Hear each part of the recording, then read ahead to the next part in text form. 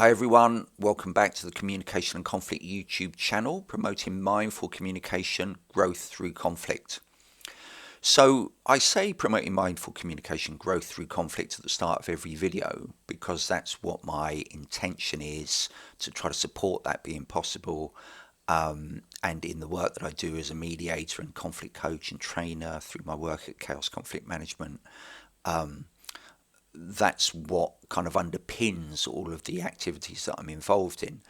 But what do I actually mean by today, specifically mindful communication?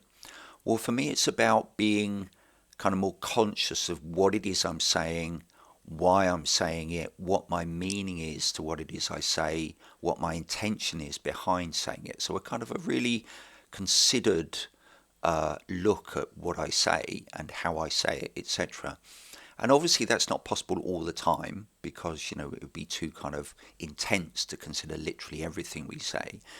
But in difficult situations or particular situations of challenge, the awareness of what we're saying and perhaps its symbolism and what we're intending to represent and whether we actually are representing that is, for me, what mindfulness about communication is for. So today's theme, I want to look at some phrases that I often see, which are in relation to being a process being client-led or person-centered, and the idea that someone can empower someone else. Because I'll often see an organization will claim in its literature, we empower people to do something.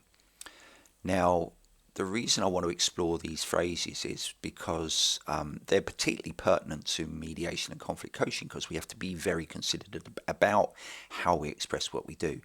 And so just to start things off, I would never say that I empower people as a mediator or conflict coach.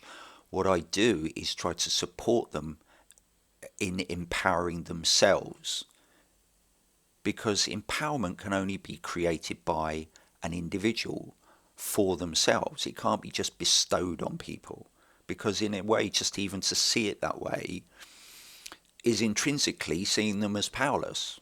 They can't empower themselves. I have to give it to them. I have to empower them rather than help them to recognize and acknowledge or reveal or just simply see that they have choices in a situation that perhaps they hadn't recognized before. Now, I don't do that by pointing these choices out for them, because I can't know what those choices are, because I'm not them. So if it's client-led, it has to be they who recognize their own choices. So my approach has to be one of helping people to do that, but not with a view to me saying, I know what your choices are, I'm going to tell you and I'm going to empower you. Because that's intrinsically a very kind of parent-child approach. It assumes an incapacity and powerlessness on the part of the person I'm working with, and that they need me to empower them to point out their choices. Well, I can never know what their choices are in their situation, because they're the ultimate experts in their life and circumstances and feelings and values and inspirations and ambitions, etc. I can't ever know what their choices are. So, but if I come from a place of thinking I know and they don't, it's immediately a dependency relationship, and therefore immediately a disempowering view of them as the person that I'm looking to support. So if I think that by, say, giving people a leaflet and giving them information or sending them somewhere else by signposting, I'm empowering people, well, that's a delusion, because it assumes a passivity and a passive acceptance on their behalf that they're going to do what I've, in a sense, told them is best for them through my leaflet or my signposting or my suggestions, if not either of those other things. If my advice, I can give advice, but that doesn't mean to say that people will choose to take it. It will only be down to them whether they take it and use it, because they may not feel it's useful to them. So if I think that I'm empowering someone by giving advice and giving them a leaflet or making a suggestion, it's assuming they're simply going to do what I say, which again implies I know best what's best for them, and they will just passively follow what I tell them to do. And then I'm telling myself I've empowered them. But actually, even if that were to happen, what it's suggesting to them is they need me to tell them what to do in their life. So that's intrinsically disempowering. It's not empowering. So I think what I want to challenge is this idea that anybody can empower someone else. People can only empower themselves because they are the active creators of their choices. And when people are struggling to see whether they have choices, a process that helps them without any pre-agenda as to what their answer should be, it helps them to reveal the or create the choices for themselves. Then they are empowering themselves through creating those answers. So that would then be genuinely a client-led and a person-centered process. But where a suggestion is made that I empower other people, as I say, it suffers from all those contradictions because it's intrinsically suggesting that they don't have the power and I give it to them, which suggests it's this, we're not talking about personal power anymore. We're talking about simply having information and thinking that that information is always going to be appropriate for the other person, and they passively receive it. All of which implies a powerlessness from the start on the part of the person coming to us. Or being sent to us in some situations. Again, in any of those circumstances, people can choose not to. But if we believe that, they need us to tell them what to do, and that we're empowering them by giving them a leaflet, making a suggestion, giving them advice, signposting them somewhere, we're not empowering them because we're assuming that what we're doing is best for them. And that idea that it's best for them will often be based on a kind of a systematized assumption that we do an assessment of them, tick, tick, tick, right, because we've assessed them, now we tell them to do this, tick, tick, tick, we've empowered them. So they play no part in what the outcome of that process is. We decide as the system informs us and as the practitioner leads what's best for them. Now, I think, if that's acknowledged as that being what happens, fair enough, but we don't call it a client-led or a person-led process. We don't say we're empowering them because we're not. We're making it a very dependent situation. And there are some situations where that process would be appropriate. Say I'm unemployed and I go to the job centre. They will assess, tick, tick, tick, my circumstances. They will send me, tick, tick, tick, to where I need to go to fit within their process. That's fair enough, but that doesn't claim to be a client-led process or a person-centered process. It's that I'm going to that system in order to buy into what that system tells me to do. But where we have processes and services which say that they're supporting people in circumstances in their own life, whatever that might be, with mental health, with family difficulties, with health difficulties, with well-being concerns, and it says we empower people, very often, as I say, just that phrase in itself is self-contradictory. The idea that I empower someone means that I have the power and they don't. So, and I bestow it upon them. So that's a self-contradictory phrase. But what can be less self-contradictory is the idea of it being either client-led or practitioner-led, or whether it's client-led or person-centered or system decided, system-led, where it's claimed to be person-centered or client-led and it's actually not, I think it can lead a lot of services to believe that they're doing something which empowers people, when it just isn't. It's making them more dependent, and therefore they're likely to keep coming back. So it's a kind of as I say, it's a kind of self-contradictory loop. Because if we say, "Oh, I'm empowering people by giving them answers," then it doesn't help people to see that they can create their own answers.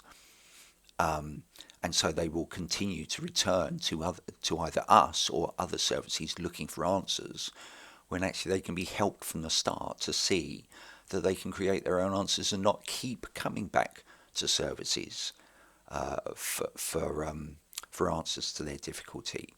So there are many services and processes which I think, in a sense, are they lead to dependency rather than actually support self-empowerment, because of the nature of how they practice. So the reason I contrast that with something like mediation and conflict coaching is that at no point in anything that I do as a mediator or a conflict coach am I thinking that I know what's best for the person that's in front of me. I'm always using practices like open questions, like summaries of what they've said, to support the person in reflecting on their own situation so that they can decide for themselves what's best for them. So I'm not going to make a suggestion. I'm not going to say, "Could you try doing this?" or "Have you considered doing that?" What I will always be doing is asking them, "So what might help in that situation? How might that be possible? What would need to happen for you to be able to do that?" And by do that, it would be something that they've suggested as a possible way forward. So I'm always supporting them in what they wish to do. So I'm always walking alongside them.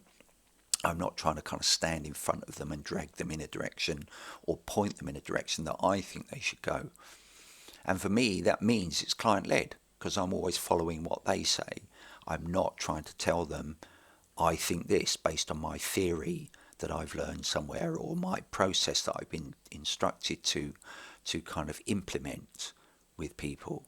And I guess I have a concern about this kind of thing because I'm starting to see suggestions in a lot of areas that there are answers to people's mental health difficulties that we can be kind of introducing to them and giving them. Unfortunately, I saw a post on my own local authority website recently that said, "These are ways that you can improve your mental health.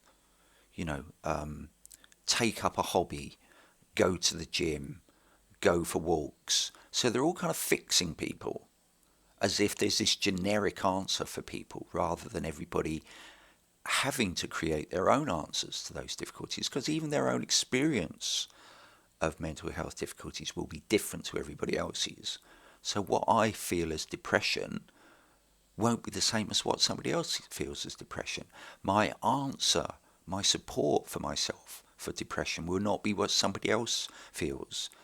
But if we're now starting to say that people are being trained to try to get people to go for walks, or get people to go to the gym, or get people to take up a hobby, or get people to take up gardening, all that's really satisfying is the system's answers to the problem. It's not helping the individuals because it's not listening to them. It's telling them what will make them feel better. And we can't possibly know for any individual what will help them to feel better. Only they can know that. And so this, for me, is the concern when I see these ideas of our service empowers people, or our service is client-led, or our service is person-centered, or even in some cases I see coaches say, "I empower people to do something." And it's, well, they make their own choices as to whether they follow particular directions. Someone might say, "Well, I gave this person advice and they found it really useful."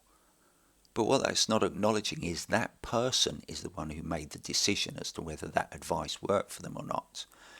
And I could spend all day giving all my advice to someone as to what's best for them. And I may just randomly touch on something that works for them.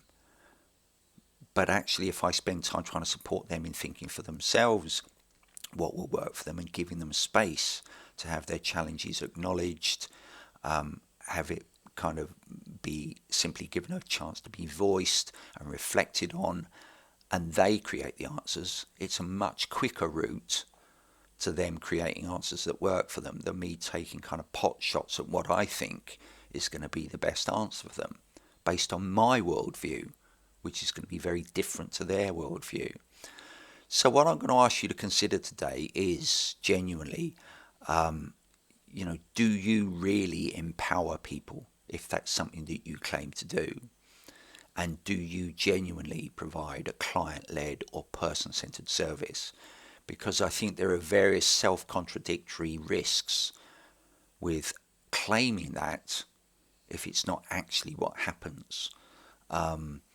Because what it can actually lead to is dependency. So it's almost like we become the drug pusher. People become dependent on us for the answers if we don't give them a chance to see that they can create their own answers. And as I say, I'm particularly concerned when I'm starting to see services, particularly around mental health, which is obviously becoming much more recognised and important now. But it's as if now there's this kind of systematised answer to people resolving their mental health issues. And it just seems to be these kind of standard stock things of go to the gym, go for a walk, take up a hobby, talk to someone. Is this other one? Talk to someone. It's like, well, what if someone doesn't want to listen? What if people aren't trained in genuinely, or trained in, or just able to genuinely listen? It places a great onus on people to talk to someone in the belief that that automatically is going to provide an answer. There are many people who can listen very, very effectively, but there are also sometimes situations where people, in a sense, panic and take on that person's difficulty and then try to fix them, which is again not a useful experience for them. It's not client-led.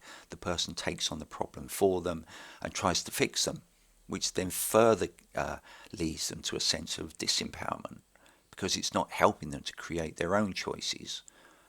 So as I say, my question to you, if you've lasted this far through the video, is if you speak about empowerment, do you speak about it that you're supporting people in empowering themselves, or do you claim that you empower people?